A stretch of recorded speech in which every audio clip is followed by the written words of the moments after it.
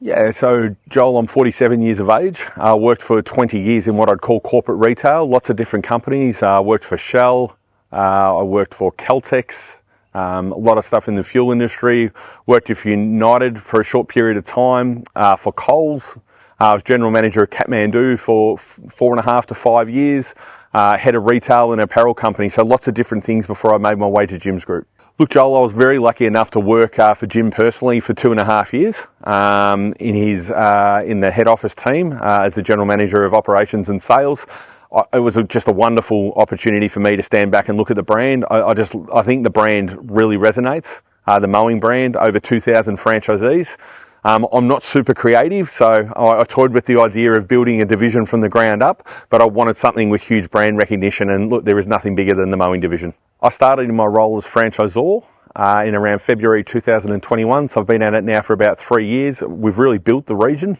Started with around 43 franchisees. We're now up to 72, soon to be 73. We've got a wonderful group of franchisees. I talk to them at least every fortnight. Everyone's busy. We work hard together to create work outside of just the normal work, whether it's commercial work, contract work through councils. But the region is pretty much founded upon honesty, integrity and communication. The franchisees communicate well with me and I try to do the same with them. Yeah, good question. So the way the pay for work guarantee works is it's done over a 4-week period as an average. So let's just say your pay for work guarantee is $2,500 a week. If you earn $3,000 in week 1, 2 and 3 per week, and you earn $2,200 in week 4, you can't claim it for week 4. So it's done as an average over the 4 weeks, and effectively it's an income stream to top up franchisees. So the way that it works is if you've earned $2,000 by Friday morning, you've got an opportunity. No one's telling you what you have to do. You run your own business. If you want to go and play golf on Friday afternoon, Saturday and Sunday, you're welcome to. But you have the opportunity to go out and offer a free service for $65 an hour for 1 hour per customer. So in principle, if you do 6 free services, 6 sixes are 36, that's $390. You'll be topped up from your $2,000 for the $390 to $2,390 to a maximum, if your pay for work is $2,500 per week, to $2,500. So the way that splits work is every franchisee has an opportunity to do a split. So they buy a territory. There might be a certain portion, say, of a place like Ballarat.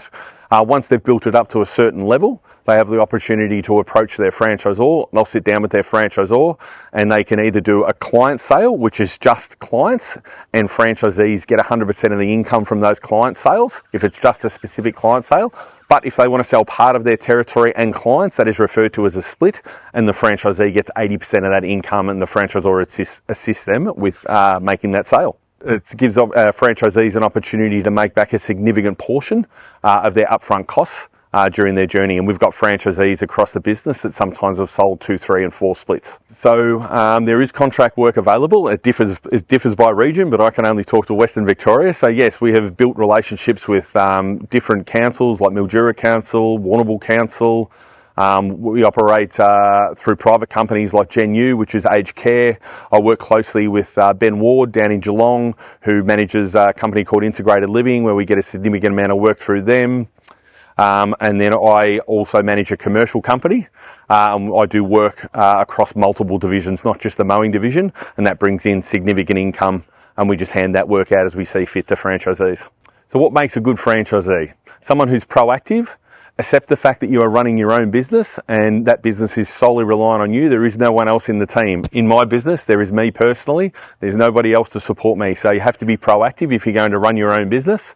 It's a wonderful environment where you get out of it what you put into it and the money goes in your pocket.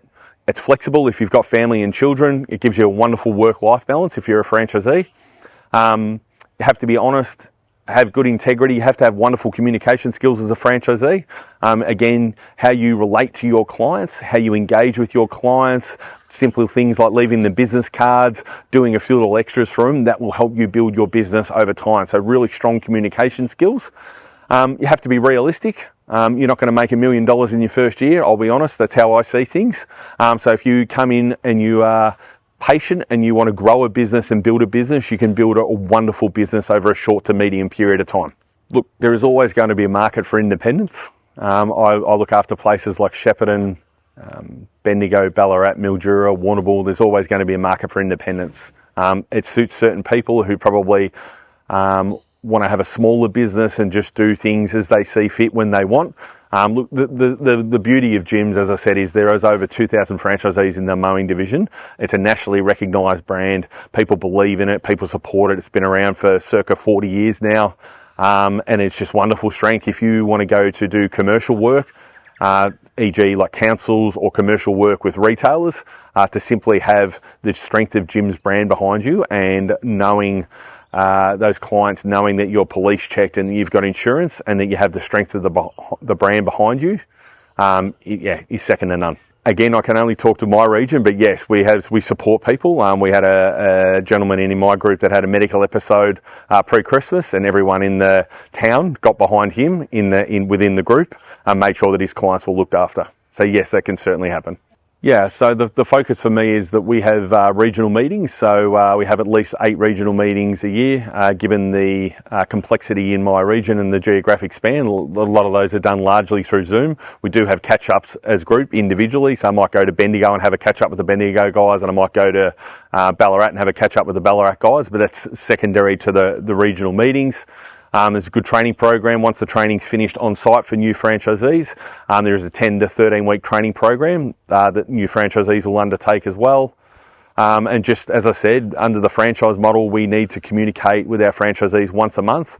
As a minimum, I talk to my franchisees every fortnight just to make sure that they're on the right track and being supported. Good question. So in Western Victoria, I've paid around about $900 in pay for work guarantee in 3 years. And I reckon I've put on close to 35 to 40 franchisees, including resales and splits. So yeah, we've got in the vicinity of 35 to 40 new franchisees in 3 years, and I've paid a grand total of probably $700 to $900 worth of pay for work in that time. So it's minuscule. That's how much work there is available. I have had 2 females working for me. One of them has moved on. I have 1 female that works for me, Sharon. I'm sure she's happy that I mentioned her name. She's up in Bendigo, does an absolutely outstanding job, runs a robust, strong business. She's probably been with me now for about 18 months. Again, honest, upfront, real quality work, and yeah, running an extremely successful business. I'd love to get more females involved in the brand. Yeah, look, I mean, there's certainly some common themes there. It's an opportunity. I always say to people, Jims Mowing is an opportunity to earn really good income, but also it gives you super flexibility around if you've got a wife, if you've got children. The benefits of running your own business versus being an employee. I remember our chief operating officer rang me about 18 months ago. When I moved into this role, I moved pretty quickly into this role, so I didn't have a lot of time to think about what the benefits were going to be. And I clearly pointed out 2 things to him. One is, I love the fact, and my franchisees love the fact, the harder you work, the more money you put in your own pocket. And I've had previous roles where I've worked and I've been fly in, fly out for 2.5 years to Sydney. So every Monday morning I'd get up and fly to Sydney at 6 a.m. And every Friday I'd fly back to Melbourne at 6 o'clock on a Friday night. That flexibility. I'm more heavily engaged with my children now than I probably ever have been previously in their lives. It's the best decision I've ever made. I wish I'd made this decision 10 years ago. Financially, it's been wonderful. And I'm big on numbers and I'm big on people, and they're really 2 of the major things that I do. I communicate and talk with guys, and it's all about numbers. So I wish I'd made the move 10 years ago and known about this 10 years ago. It's a good question. So I talk to people, new franchisees and also potential franchisors, and the way that I talk to people is I say it can be as big or as small as you want it to do. Right now, make no mistake, I work very hard and I work long hours, but that's by choice. There'd be plenty of franchisors out there that would choose not to do that. I'm, by my standards, making a very good income. But yes, I do work hard for that, but I'm okay for that. But to your point, I don't have to travel to Sydney every week. I don't have to travel to Sydney and then do 7 flights around Australia over the next 2 weeks to Perth, to Perth, to Queensland, etc. So yes, there is a lot to do. But I enjoy that, and again, I'm local, so my daughter started at a new school today. I can go and see her this afternoon. My son's just started a new job and he's got his licence. He lives with me full time now, so I can engage with him on a daily basis. I never used to be able to do that. So it can be as big or as small as you want it to be when you're running your own business, and the decision is yours. Yeah, franchisee level, the training's comprehensive. I was involved with the training for a little bit of time there supporting Jim. So effectively the way it works is most franchisees will come down on a Sunday afternoon to national office. They'll stay on Sunday night and the training kicks off on Monday morning. So effectively Monday, Tuesday, Wednesday is what we would call generic training. It's quite comprehensive. You might be in a room with mowing people, cleaning people, fencing people. And then the Thursday, Friday, Saturday is pure what we'd call mowing training, and that finishes around about 3 o'clock on the Saturday afternoon. And as I discussed before, there is a 13-week online training module that follows post the training. So the training's very comprehensive. In my region, I generally have a mentor as well. One of the senior franchisees will mentor, be paid a figure, and they'll support the new franchisee as a mentor moving forward. So not only have they got me there as a franchisor to support them, they'll have a senior franchisee to have their back as well. Look, it's hard to put a number on it, but at the end of the day, as I said, we've got an unprecedented number of franchisees right now looking to do splits in multiple locations, and I'd be happy to talk to anyone from Western Victoria about those locations. There's still significant room for growth, because you might look at it and say, well, there's 7 franchisees in a certain town. We might work out numbers out on the way that we do it, and we might say, well, there's enough room for 16, but there might be 7 of our franchisees, but there might be another 20 independents. And we're focused on doing a quality job for all our clients and trying to move some of those independents out of that market as well. So there's still significant room for growth, especially in Western Victoria.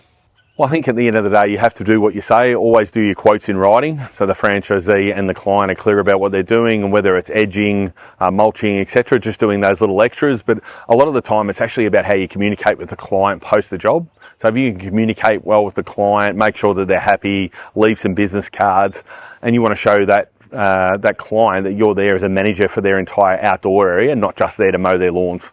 Great question. So no is the short answer. If you want to put on an extra trailer, or employees, you're welcome to do so. We have some franchisees in my area that are running 3, 4 trailers, potentially 5 trailers out on the road in some of the country towns. So as I touched on before, you can grow your business to be, it's what suits you. Now, whether that's a small to medium sized business and that's what suits you, I have people in my region that do that, and they want to knock off at 4 o'clock and be social with their family, or go to the pub, or go out and ride their motorbikes.